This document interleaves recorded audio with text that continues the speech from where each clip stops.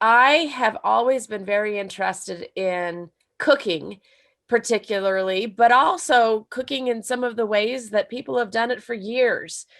It's interesting. I have, grandmothers that are absolutely pioneer stock, and um, I we joke that everything just kind of skipped a couple generations and landed squarely on me. So I'm the crazy one in the family who's been doing this for a long time, for a lot of years. But now it's becoming cool. So now I'm kind of cool. And the fun thing is I'm able to share and teach others a lot of the things that I've done for years, being the weird one. But now I can teach you and hopefully help you do some things that you may need to use in the future, or most likely you need to use in the future. So what I want to talk about is cooking with stored food, because we can store food. And a lot of people, when they think about food storage, they go to a big warehouse or MLM company or whatever it might be, and they buy all of these cases of freeze-dried foods or long storage foods, wheat and rice and beans, and they stick it back in a back room, and they kind of forget it's there. And the problem is in an emergency, when we're required to use those foods, you're not going to know how to use them. You're not going to be used to using them. So your gut is going to be very unhappy with you for quite some time. You're not going to have the utensils necessary to cook them, or the cooking methods. If the power goes out, all of a sudden, all of our stoves don't work. Even gas stoves have an electric ignition and require electricity to run them. So if power goes out, you have to have a completely different way to cook all those foods you have. And it might make you feel really great to have all those cases of wheat and rice and grains and things there, but all of those things require a lot of preparation. So that's what I want to share today, are some of the things that you need to also have stored along with food to be able to cook them, and some methods for cooking if power goes out, and also methods things that you need to use in your cooking to get the most nutrients out of those foods. You know, Hey, Michelle, uh-huh. you're kind of showing us the presenter view. So we see your current slide, your next slide, and any speaker notes. If you might want to switch it to a different mode, I'm just not sure if you were aware. I was not aware. So thank you for sharing that with me. Let's see if this will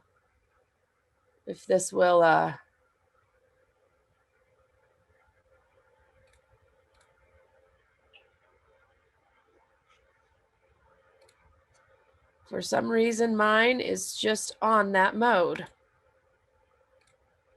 And maybe I don't care. We'll see.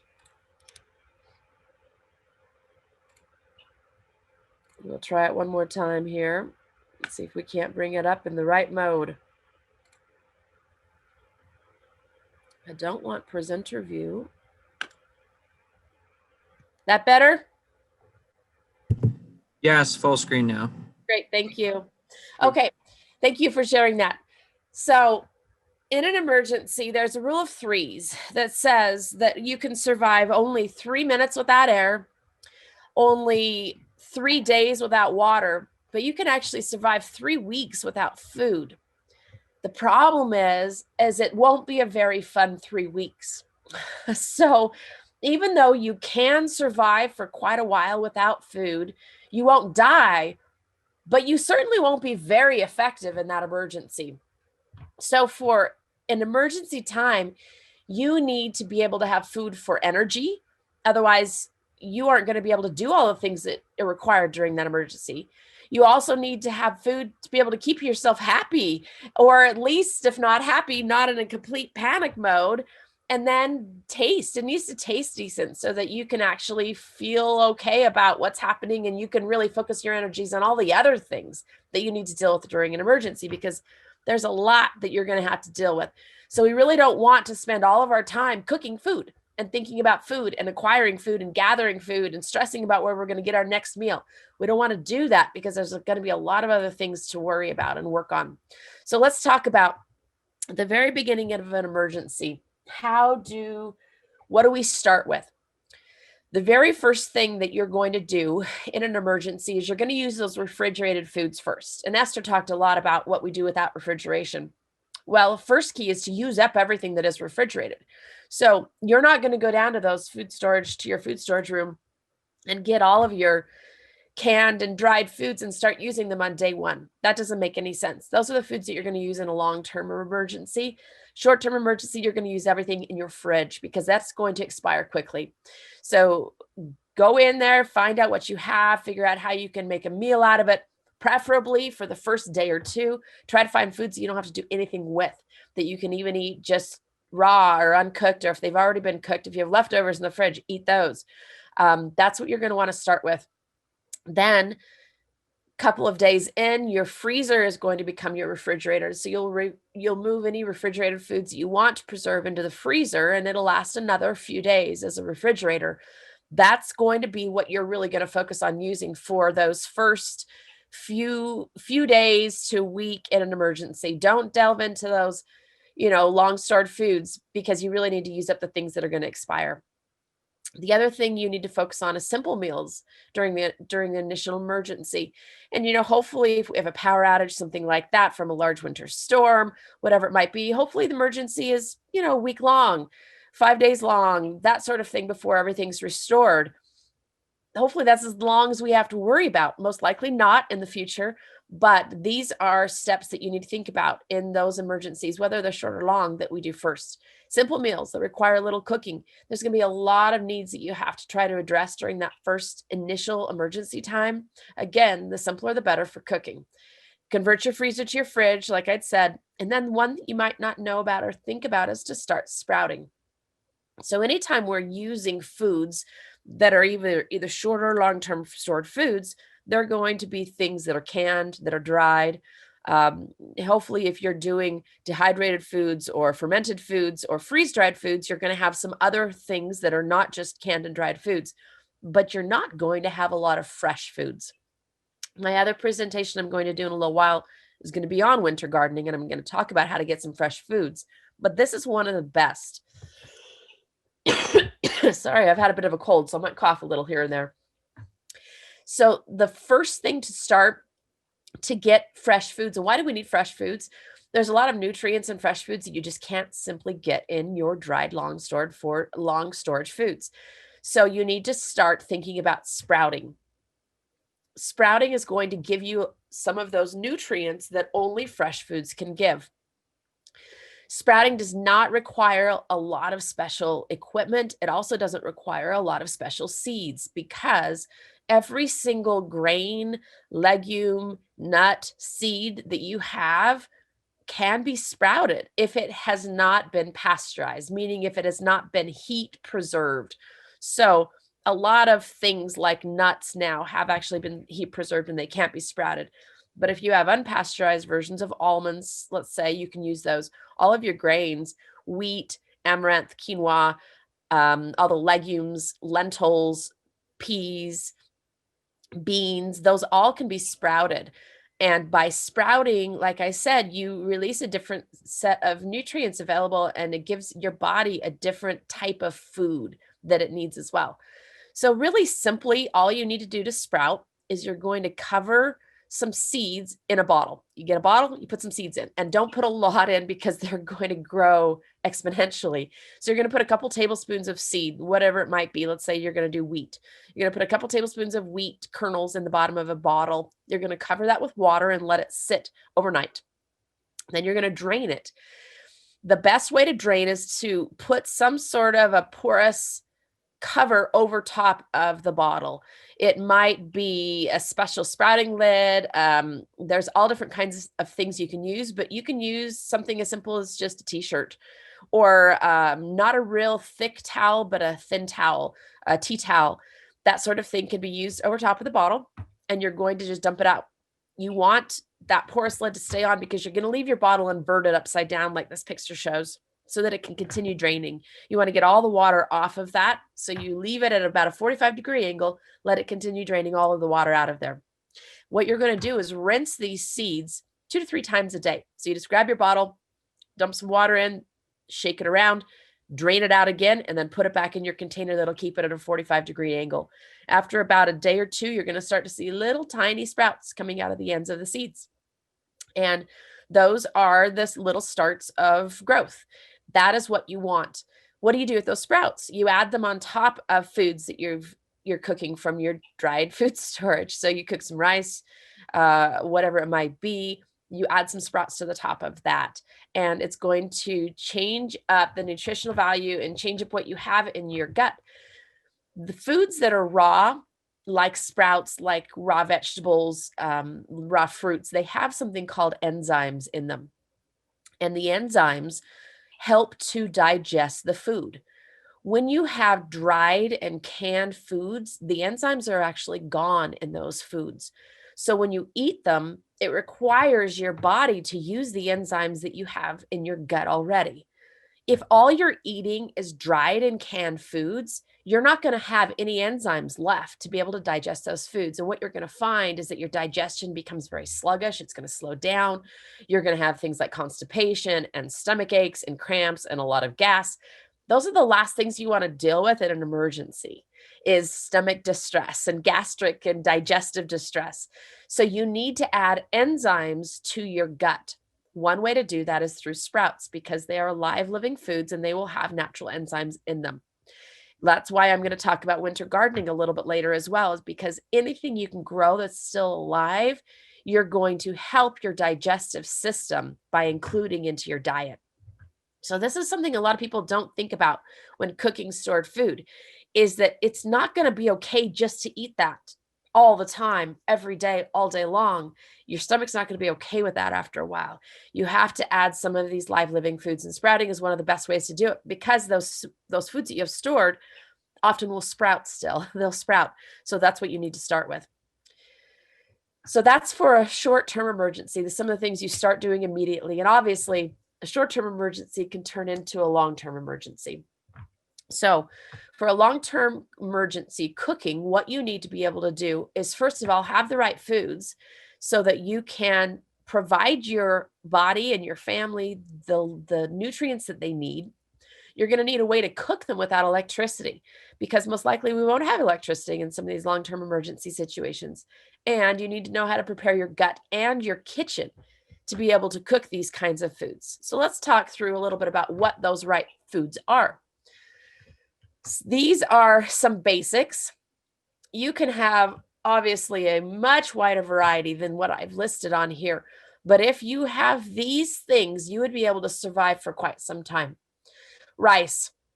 You can't store brown rice. You have to store white rice, which has the bran, the outside removed, as well as the germ. So it doesn't have the fats. The fats are the things in brown rice that makes it not store very long, because they go rancid. So you have to have a white rice. Unfortunately, that removes some of the nutrient value in the rice. It does, however, provide calories. It provides calories and it provides carbohydrates. And I know in our world today, everybody's so carb phobic. Nobody wants carbs.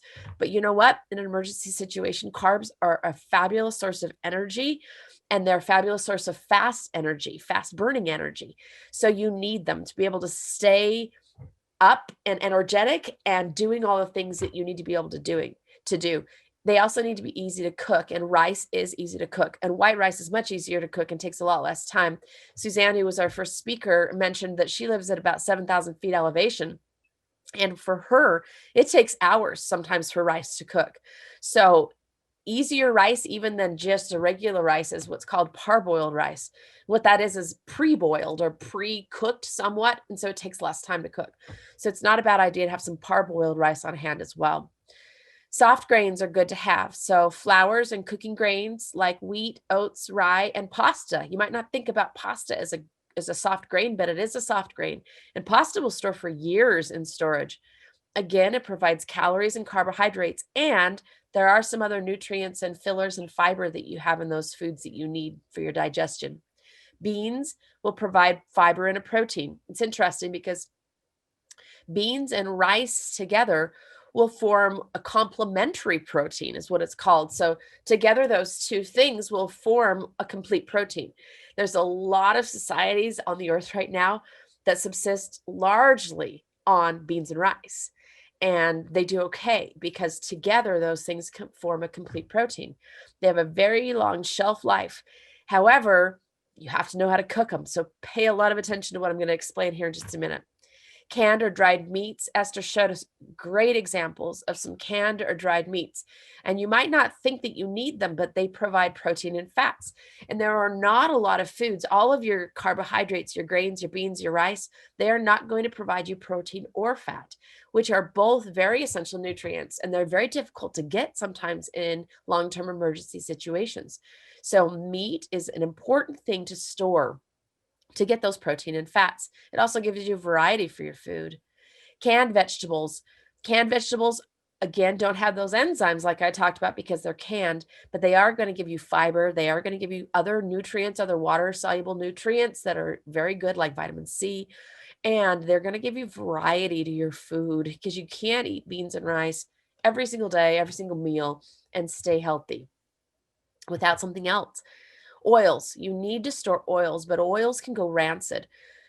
Vegetable oils already are rancid oftentimes by the time you even consume them.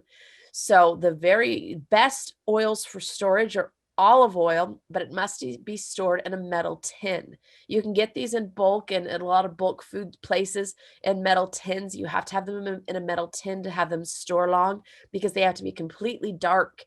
The light actually causes the rancidity or the change in the oil that makes it go rancid. Coconut oil is an excellent oil for storage because it can store long term and it does not go rancid.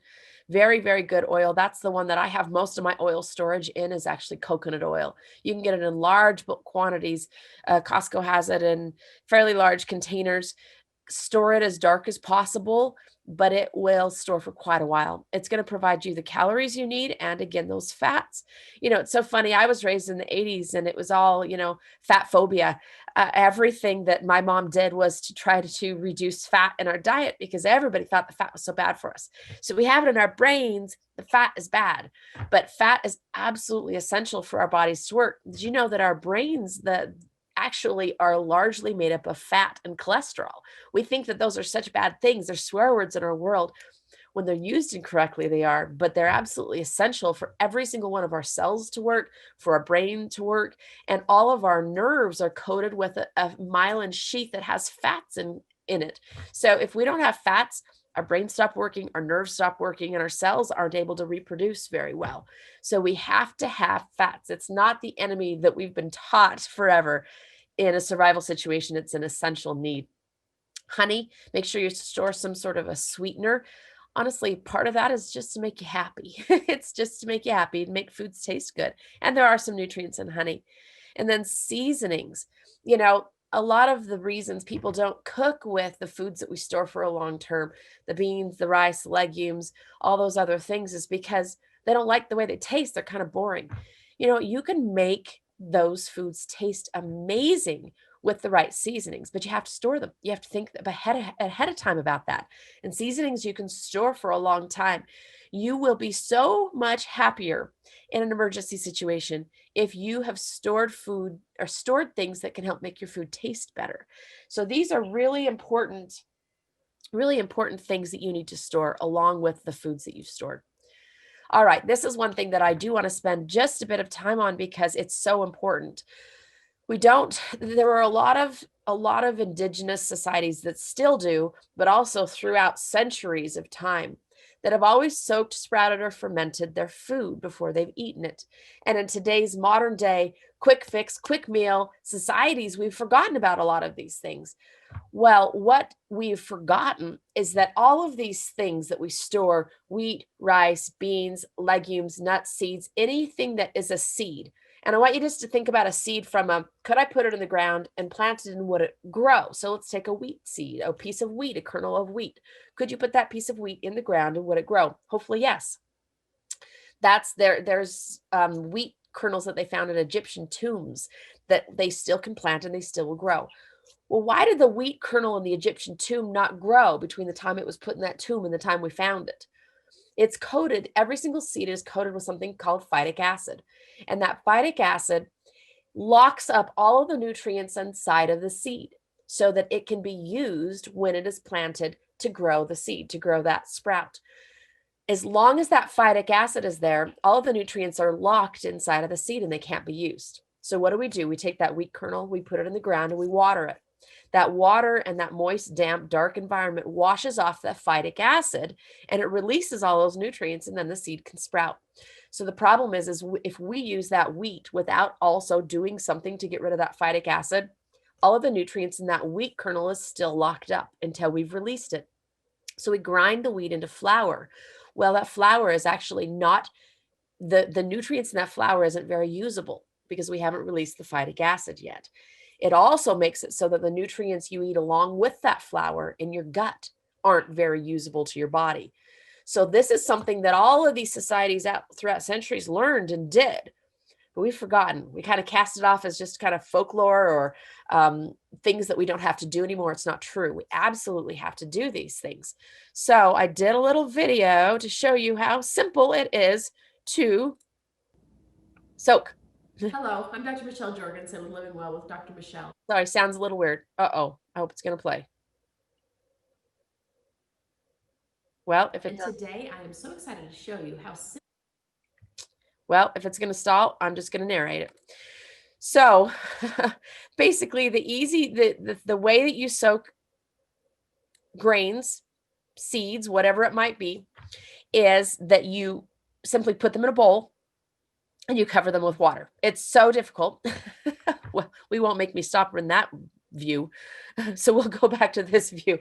Thought that was a fabulous idea to make a pre-video, but it didn't work.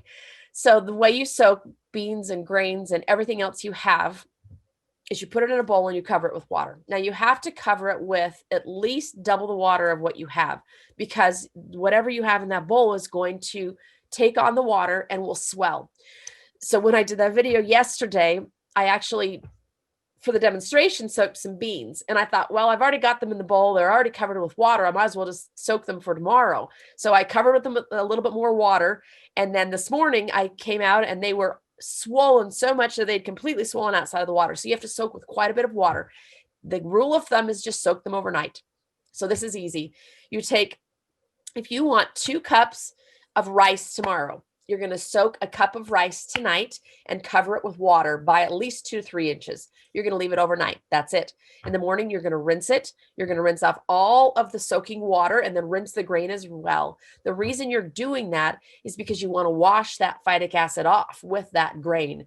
Then you're going to cover it with fresh water and you're going to cook it just like you typically do. What that's going to do is release the nutrients inside of those grains and seeds so that they're going to be exponentially more nutritious for you when you eat them. Now, why is this important in emergency?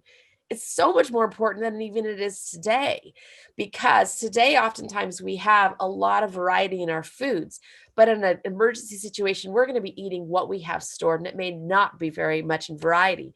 So if you're not getting every bit of nutrition out of what you're eating, you're going to be nutrient deficient. And there's a lot of problems in emergencies that arise from nutrient deficiency diseases, things like pellagra and scurvy. These are diseases that we thought were long ago past, but they're going to crop up again if we're all eating these foods and don't have a lot of variety in our food. So you have to soak them. How do you soak a flour? That's called a natural yeast bread. And all bread before about the 1940s was made with natural yeast, and they had to soak it in a long rise process to be able to then, before they cooked it. All flours have to be soaked. All nuts, seeds, grains, and legumes have to be soaked before we consume them. Otherwise, you're not going to get the nutrients out of them. That's a really important part of using that food storage. So let's talk about how to cook without electricity. Yep, that's the next slide. You need to be able to conserve fuel, because fuel is something that we have to store that is going to be a limited commodity. We're not going to have a lot of it. So make sure that you have a method to cook that doesn't require a lot of fuel. A couple of options for that is a sun oven or some sort of a solar oven. You can make your own sun oven out of a box and aluminum foil. You can make your sun oven out of an old, so what do they call the dish? The satellite dishes that are on homes. I think I've got 2 satellite dishes on the side of my home. I didn't put them there. They were from previous owners. I could pull those down and turn those into a solar cooker. There's a lot of different ways to make a solar oven. What it does is just uses the energy of the sun. Now, if there's no sun, that's not going to work. So it can't be your only cooking source, but it's a way to cook without a lot of fuel. Another way is a thermal cooker. There's a picture over here of a thermal cooker. The way a thermal cooker works, there's a lot of different versions. There's a Wonder Oven where you put it in a big sack with insulation. You put the food inside of there and it keeps it warm. You can do it inside of a cooler, inside of one of your coolers that you use. What you do is you cook the food in a pan with a lid. You get it hot and you cook it for about 10 minutes. Then you stick the entire pan, lid and all, inside of either a thermal cooker, inside of a cooler, and then you insulate it. You're going to pack it with pillows and you're going to cover the lid, close the lid. And the retained heat from the initial cooking is going to continue cooking the food inside of it. So what you've done is you've minimized the amount of fuel you'll need because you're using the heat of the pan itself to continue the cooking process. These are all things that I really encourage you to look into, try out. It's kind of fun to try some of these things. Try them out. We use our thermal cooker all the time because anytime we go to the mountains for the day or something, this is how we have a picnic, because I'll cook it in the morning for about 10 minutes, put the lid on, close it in my thermal cooker, and then we open it up at lunch and it's still warm and it's been cooked over the time that we've waited until lunchtime. And that's what we use for our lunch while we're out and about. So these are methods that are actually fun to use now. Now you need to be prepared to cook inside and out. There's something that's a big problem during an emergency. If you're not used to cooking inside, well, we are used to cooking inside. That's the problem. We're used to cooking inside in very safe methods on our stovetop. But a lot of the other methods that we have to cook, they use a flame, and that flame consumes oxygen. Well, if you have a sealed area and there's not a fresh flow of oxygen coming in, you're going to use up all the oxygen, and what's going to fill the room is carbon monoxide. It's odorless.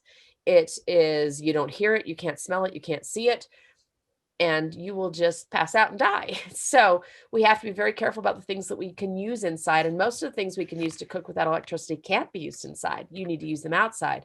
You can use a wood stove if you have one inside.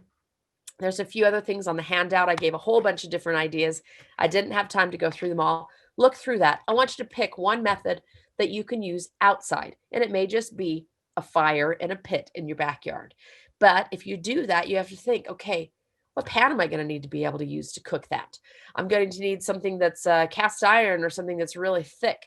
It can't have plastic handles because they'll melt off in a fire. So think, what would I need if I'm going to pick that, my open fire as my outside cooking method? What do I need to do to be able to cook there? The other thing you have to think about is long handled utensils. So when I started preparing for this section, the way I did preparation is I picked a topic a month, and I took 12 months, and every single month I would focus on something. So when I was focused on cooking, what I wanted to do was find long-handled utensils that I could use in a fire. So I went to a thrift store. There, you cannot believe the long-handled utensils you're going to find there. I found a whole bunch of them, and they're all 50 cents to $1 a piece. So I encourage you just to go to the thrift store, buy a whole bunch of long-handled utensils and throw them in your storage, because you're going to need to be able to get to something that's in a fire and you don't want to burn yourself getting there. Pick one way to cook outside, make sure you have fuel for it. Find one way to cook inside and make sure you have food for it or fuel for it. So for me inside, my favorite way is a butane cooking stove or butane stove. You can get these at Asian markets. These are things that they use to cook on tabletops all the time. You can get one in an Asian market for $20 or online. So find a butane stove and get butane canisters to cook with it. Make sure you have your butane canisters. Again, the downfall of this cooking method is as soon as the butane canisters are gone, you're not cooking with it anymore. It no longer works. So make sure you have some backup. But those are the two that I really like. Flame outside, butane inside. And make sure you be safe. We talked about the carbon monoxide and how it's a problem. Make sure you have what you need to use your stored food. If you don't have a wheat grinder, but you have a lot of wheat, you're going to have a problem. Now, I did include in the handout ways to use wheat if you don't have a grinder. And there are ways to use wheat if you don't have a grinder. But you're going to want a grinder. Hand grinder, because if we don't have electricity, your electric wheat grinder isn't going to work very well. So that means that's our arms that are going to be the power for that. Can opener, make sure you have a can opener that doesn't use electricity. Again, you need people-operated utensils and people-operated equipment because we may not have electricity. Like I said, long-handled utensils, gloves, so that when you're getting things out of the fire, you aren't going to burn your hands. Large pots without plastic handles, recipe books. I noticed Esther has the same addiction I have, which is called buying books. I have an incredible book buying addiction. I love books, but I have a lot of recipe books. So I have a lot of ideas for cooking things that I've stored because I have a lot of books that tell me how to do it. So buy a recipe book or two. Prepare your gut before an emergency. You have to have your gut ready because if you're not eating a lot of grains and legumes right now, you're going to have a difficult time eating them after an emergency. Your gut is going to back up. You're going to have a lot of stomach distress and you're not going to feel good. So learn how to soak and use those grains and beans. The soaking not only releases the nutrients, but it also makes the food a lot more digestible.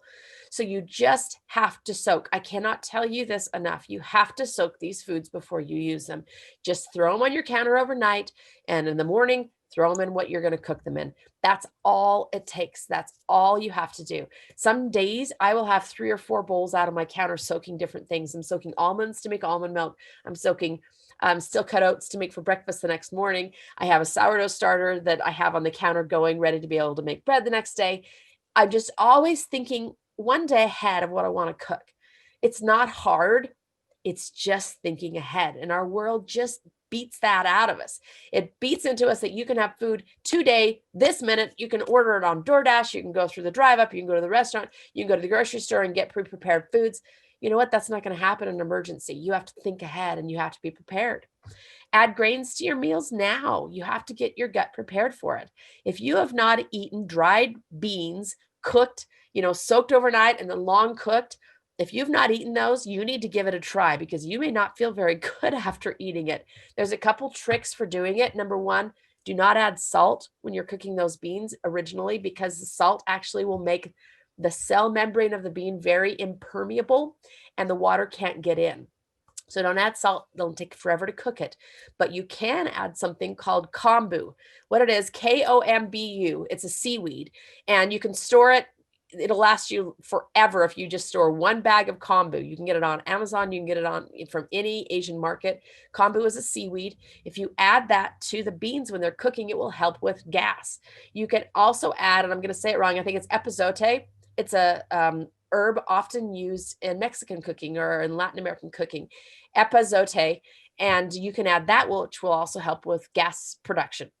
Seasonings, like I said, make sure that you know how to make things taste good. I've included in the handout a recipe and instructions for something called Scotch Broth. What that is it is a way to get a year's worth of food storage for less money and be able to store it very compactly. It is a mixture of beans that you store separate. Well, you have bags of rice and barley and a whole big bucket of beans, and you put them all together with some seasoning and some broth, bouillon. With just that bucket, you can have food storage for under $100 that will last you for nearly a year for a person. Look up Scotch Broth if you're thinking, man, I don't have that time machine that Erik talked about. How am I going to get food stored? This is a really fast, economical way to store food. Now you're going to get really sick of it, but you know what? It would be food. And if you didn't have it, you would be grateful for it. And then we'll go to the winter gardening section in a couple hours and I'll tell you how to augment this and make it taste so much better with real food. So action plan. You have to learn. These are the things that I want you to do. I want you to learn and acquire one way to cook without electricity. Just figure out one way. You may choose a lot of ways, but I want you to choose at least one that I know I could cook if the electricity went out. I could do this. A butane stove is a really inexpensive way to start, or just get some firewood so you can cook in your backyard. So learn and acquire one way to cook without electricity. Start incorporating stored foods into your diet now. You have to get your gut used to them. Try it a little bit. Start soaking and sprouting your stored foods so you know how to do it. Again, I said it's so easy, but you need to practice. Store spices and salt to make food taste good. Salt is an extremely important thing to store, not only for flavoring. Salt will intensify and augment the flavor of any food you add it to. So salt is extremely important for the way your food tastes, but it's also extremely important for preservation. Esther touched on that a bit, but salt's extremely important with fermenting, with brining, with salting, with curing. There's a whole bunch of preservation methods that require salt. So what I recommend is going to Costco, and there are, I can't remember if they're 25 or 50-pound bags of salt at Costco, but get one per family member. Just go and get one per each of your family members. You're going to need it for your long-term storage. It's cheap. You can stack it. I have it stacked up above my other cans. You can stack it up high, but you're going to need it. Buy long-handled utensils and people-powered appliances. So those are all things that I recommend to be able to use your food, because having your food is the first most important essential step. But then you actually have to know what to do with it.